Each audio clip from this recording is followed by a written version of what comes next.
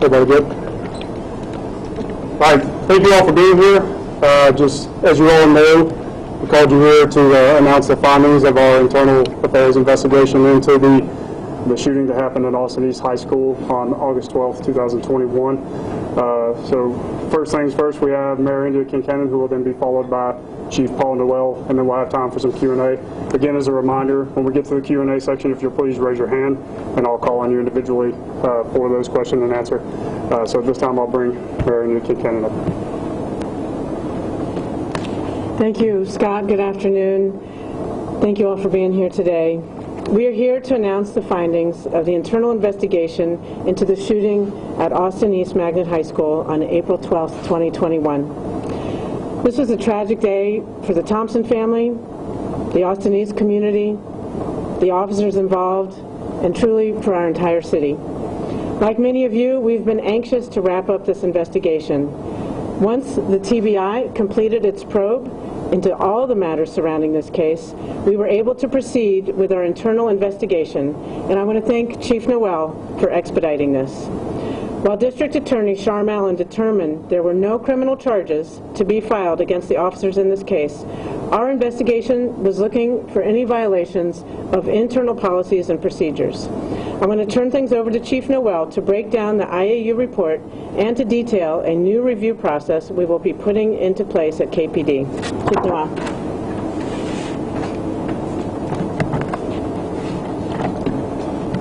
Thank you, Mayor Kincannon, and thank all of you for being here today. I know this incident has deservedly generated a lot of attention, and there are still several lingering questions which we will address today. I also recognize that it took a significant amount of time for our internal review to be completed. Some of that was outside of our control. However, there are things we could do to speed up the pace of these investigations without compromising the quality of the investigations. Including some of the things that we have done to speed up this process is adding an additional investigator to Internal Affairs and also putting the Internal Affairs unit under the direct supervision of Assistant Chief Mark Fortner. I want to start by saying that the findings of our internal investigation in no way diminish how deeply saddened we are as a department about what happened on April 12th, 2021. That day was a tragedy for so many people in so many ways. Most importantly, our thoughts remain with the family of Anthony Thompson Jr. and the Austin East community. We know that this incident damaged relationships between our department and between the community. Rest assured, I am committed, and the Knoxville Police Department is committed to putting the work in to repair those relationships. Now I want to tell you about the findings of our case. The purpose of the internal investigation was to determine if the use of force was within policy or if there were any other policy violations surrounding this incident. Our investigation found that Officer Jonathan Clabo, who deployed deadly force, did act within policy. Our investigation also found that Lieutenant Stan Cash acted within policy in terms of his supervisory responsibilities following the use of deadly force. Officer Adam Wilson and Officer Brian Baldwin were not found in violation of any policy directly related to the use of force. Officer Adam Wilson was found in violation of our body-worn camera policy for failing to activate his body-worn camera prior to the incident. He did receive a reprimand for that violation. Based upon my review of this case and my 25 years in law enforcement, the use of force and actions of our officers were justified and they were in policy of the Knoxville Police Department. Our officers were put in an incredibly difficult and unpredictable situation, and they never could have anticipated it would end the way it did. I and the members of the Knoxville Police Department are going to continue to support these four officers however we can. I am also hopeful that the members of our community will continue to support them as well. This in no way diminishes how tragic that day was for everyone involved. The lives of the Thompson family, the Austin East community, and our officers were forever changed that day. With that, I know there are still questions about how this incident was handled.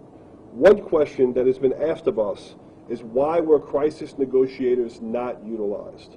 There are several reasons why crisis negotiators would not have been used in that situation. One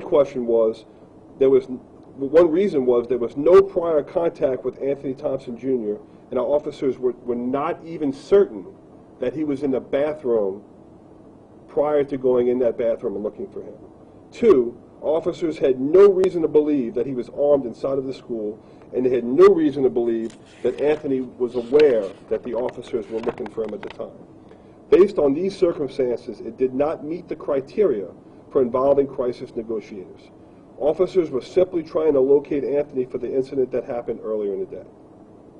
We have also seen questions about what was perceived as a delay to render aid after the shooting happened. Internal Affairs took a close look at that as well. While the answer is more complicated, I hope that you understand how we reached the conclusion that we did.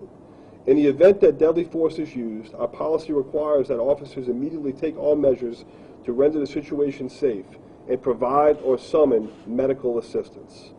When you consider the totality of this incident as it unfolded, I feel that our officers handled what was a chaotic situation the best way that they could. In a matter of seconds, officers saw the gun in Anthony's pocket and heard it fire. Officer Baldwin actually believed he had been shot when he felt the percussion from the discharge of the firearm. Then 2 more gunshots rang out in a small and compact bathroom. One of our officers was shot, and almost simultaneously another individual emerges from out of one of the other stalls and grabbed Officer Claybo's shoulder. Our officers also had no idea where Anthony's gun was or if it still could be used. The most pressing matter was to ensure that the scene was rendered safe. Thankfully, our officers were able to detain the other individual who was in the bathroom without issue. This showed a tremendous amount of restraint, considering everything that had happened prior to that.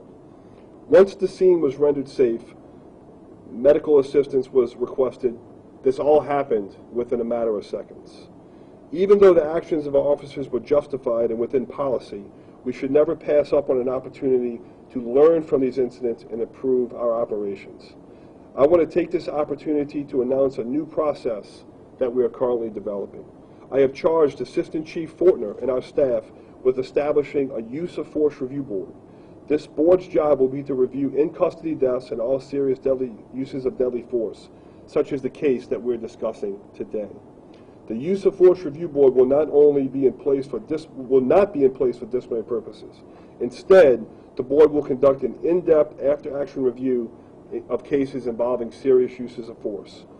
Currently, most instances of use of force are reviewed by supervisors for potential policy violations. This board will not replace that process or the role of the Police Advisory and Review Committee. Instead, it will only enhance our use of force review process. These reviews will focus on these incidents from a policy, tactical, and training standpoint. In essence, this board will serve as another quality control mechanism to improve our overall operations as a police department. The use of force review board is not operational just yet. We're in the final stages of the preparation and refining of the policy for the board, but we will have it up and running very soon. You will all receive copies of a news release with more information about the use of force review board soon after this press conference has concluded. At this time, I'll be happy to take any questions that you all have. How will this new use of force committee be different from what already exists that we already have? So, this use of force review board is going to look at these incidents from 3 perspectives: how we can improve policy, training, or tactics at either the individual level, the officer level, or as a department. So we will look at the totality of the circumstances to see if individual officers need to be trained, or if the whole department needs to be retrained, or if we have to augment policy or tactics based upon the review of this incident. We will look at this incident and all incidents from the beginning to the end to see if there's anything that we could do to improve. Now, I just want to be clear, this is not a disciplinary process. This sits outside of the disciplinary process to see what we can learn from these events and improve and grow as an organization. Do you believe that this policy is now in place because of this incident alone, or is it because you feel that maybe some things in the past had gone unchecked or not given the attention? I believe that this is a best practice. So the mayor just reminded me we were actually streaming this live So I'm going to repeat the question because sometimes it's hard for people streaming live to actually, hear the question. So the question was, would you mind repeating it again? Sure thing. Do you believe that this policy is now in place because of this incident you guys were just investigating, or prior incidents that you feel didn't get the attention or Sure. penalty it deserved? So the question was, why are we putting this in place now? Is it due to this incident, or is it something? Is there another reason? And the answer to that question is, I had full intentions of coming here as the new chief and putting this use of force review board in place, no matter what had occurred in the past. This is a best practice. We could never pass on an opportunity, we should never pass on an opportunity to learn, grow, and improve as an organization. And that's what this is all about. It's about improving our policy, improving our training, improving our tactics. Chief, what was the reprimand for the officer who violated the body cam policy? So the question was about the reprimand for the body-worn camera policy. So Officer Wilson received a letter of reprimand. Now you got to remember, when this incident happened, KPD had body-worn cameras only for about 2 weeks. So body-worn cameras were very new. And what a letter of reprimand is, it's a formal reprimand that will be in the officer's disciplinary file permanently. For the review board, have you determined yet how many positions will make up the board, and what types of people will be on the board? Civilians, all internal? Sure. So the question was about who will be on this use of force review board. So Assistant Chief Fortner is going to chair the use of force review board, and we're in the process of putting that policy together now for that board. Assistant Chief Fortner will chair it. We'll have several other members on the board as voting members. There'll be other members of the police department in a non-voting capacity, and just like with our disciplinary process now, we will allow the Police Advisory and Review Committee to sit in and observe that board as well. Then now you have the next question. Chief, if you were on this review board, what would you take as learning lessons from this incident? So the question was, if I was on the review board, what would I take as learning lessons? So I'm participating in numerous use of force review boards. I don't want to speculate on that. I think the beauty of this process is the whole board gets together and they really do a very deep dive into this case, not from a disciplinary process, not from here to see if the use of force was justified and in policy, which this use of force was clearly justified and clearly in policy, but what can we do better? What can we learn? What can we improve on? So I don't want to speculate on what that board would come out with yet. I really want to see what they're going to come out with when they do this deep dive into this case and other in-custody deaths and serious uses of force. Scott. You addressed the crisis negotiators, but once the officers were in the restroom, there's been a lot of questions about de-escalation techniques. First of all, does KPD have de-escalation training? Would it have been appropriate in the situation? And finally, will you be reviewing that to see if there are additional trainings or anything or policies that you can put in place? Great. So Scott asked about de-escalation. Do we have de-escalation training? And should we have used it? Should we have used it in this incident? So officers absolutely receive de-escalation training. So officers receive that in the academy. Some of our officers have volunteered to go to the 40-hour CIT training, which is in advance of that. But all of our officers absolutely do receive CIT training. When you watch this video, this incident unfolded very quickly. You got to remember, when the officers walked into that bathroom, they didn't know that he was in that bathroom. They walked into the bathroom just like any one of us would walk into the bathroom looking to see if somebody else they were looking for was in there. They didn't have their guns drawn. They weren't in a state of alarm. And in fact, with Officer Wilson, who walked in first, he walked in the bathroom and he sees Anthony in the stall to his right, and his first words to Anthony were, "Hey Anthony, how are you doing, man?" So there was absolutely nothing that we did to escalate the situation, and at that moment there was nothing that Anthony was doing to look like the situation was going to escalate. It escalated very, very quickly. The whole incident, the 3 shots fired, everything that happened took 11 seconds. So in this case, there was absolutely no time to deploy any de-escalation techniques. I absolutely feel that our officers handled this very chaotic situation in the best way they possibly could. Liz and then Sam.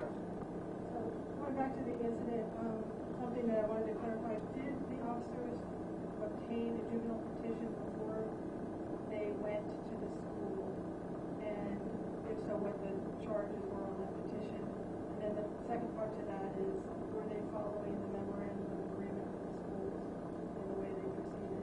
So the question about it, the question was, did they obtain a juvenile petition, and were they following the memorandum of understanding between the school system? I don't know the answer about the juvenile petition. For the memorandum of understanding, a memorandum of understanding requires our school resource officers to receive 40 hours of school resource officer training. Officer Wilson had that training. All of our SROs have that training now, and they also, I believe, are required to operate in these schools in the least intrusive manner possible. I absolutely believe they did that in this case. You mentioned when looking at the use of force that it was pretty clear. What factors do you look into to determine that? And has anything really changed in investigation-wise since the body camera footage was released in April of last year? So I'll tell you, I'm going to go back to District Attorney General Sean Allen's press conference. And, when you watch that 2.5-hour press conference, I think she did a phenomenal job of really breaking down. And I'm going to repeat that question because I forgot to do it again. The question was about, the use of force being justified and anything changed. And when you watch District Attorney General Sean Allen's press conference, she did a phenomenal job of breaking down everything that the officers did. And she showed the video in real time, but she also slowed it down to, I think, 1/10 of a second, or 10 times frame. And it's important to remember when we're looking at these, we have to put ourselves in the position of the police officers in the field. The officers don't have the ability to slow something down to 10 times slower than things happen in real life. And this incident involved very, very quickly. Officer Clabo feared for his safety. Officer Baldwin thought he was shot. He really thought he was shot. When you watch the video, he's like saying, "Check me, check me." He really, at that point, he believes he was hit. So, and you have 3 shots go off in a very, very tiny room. You can only imagine how loud that was. It's loud on the video. Only imagine how loud that was in real life. And then, as all that's going on, you have the other individual comes out from the stall and grabs Clabo on the shoulder. A lot of things happening at the same time. Based on those circumstances, and again, if you watch District Attorney General press conference, she does a phenomenal job. And I just got to say this, one of the best press conferences I have ever seen breaking down one of these officer-involved shootings. Excellent resource of information, and I absolutely believe that use of force was justified and within policy. And more importantly, I believed that these 4 officers handled this incident in the best way they could that day. Is there anything else you would take from this as a learning experience? I know you didn't want to get out ahead of the review board.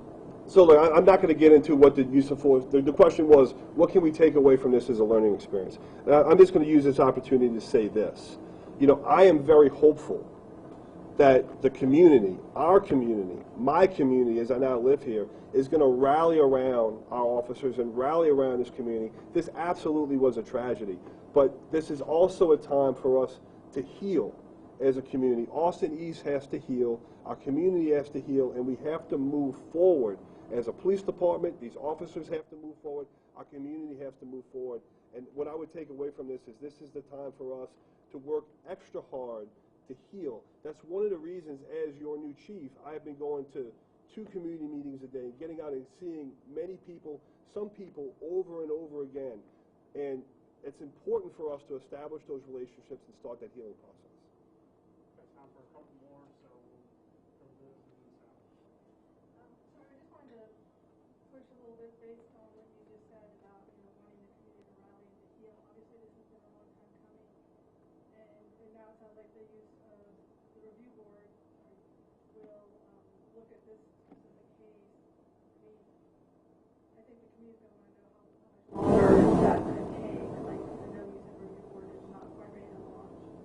Can you give some kind of time frame? Sure. So look, I just want to be clear. This is not a use of force review. It's not a public process. This is an internal after-action review for us to take a look at policy. Just like I sit down with my policy team, and the question was, I keep forgetting to repeat the question. The question was about the use of force review board. When is that going to take place? This is an internal review, an after-action review. Just like I sit down with my policy team and go over policies and review policies. That's something that we do internally. Now, we will invite Park the Police Advisory and Review Committee to sit in and watch that process and observe. But this is going to be an internal process. I don't have any plans on doing a public press conference again after this, saying that this is the findings of this case, because we're going to be doing these in all serious uses of force, just like we do other after-action reviews. Do you feel like the evidence was missed out on by not having Officer Wilson's camera on? I know there were already a couple angles from that bathroom, but do you feel like there was any evidence you wish you had? You know, look, I don't. So, you know, and remember, and so the question was, did we miss any evidence for not having Officer Wilson's camera on? So there were 4 officers in that room, and 3 of the 4 had their body-worn cameras on. So I think I don't want to say the uniqueness of this, but, you know, this was an incident where you had 3 different perspectives. I'm going to go back to District Attorney General Sean Allen's press conference, 2.5-hour press conference on this. She actually shows all 3 perspectives from the 3 different officers that had their body-worn camera on. I think she did a great job of really walking the audience through all 3 perspectives of that. And to me, there was nothing that would have changed if Officer Wilson would have activated his camera, other than the fact that, you know, he wouldn't have received a letter of reprimand if he would have turned it on. And you got to remember, 2 weeks. We only had body-worn cameras for 2 weeks back then. It was very, very new. We have time for one more. If there's nothing else, though, we'll wrap it there. Thank you all so much. I really appreciate it. Thank you.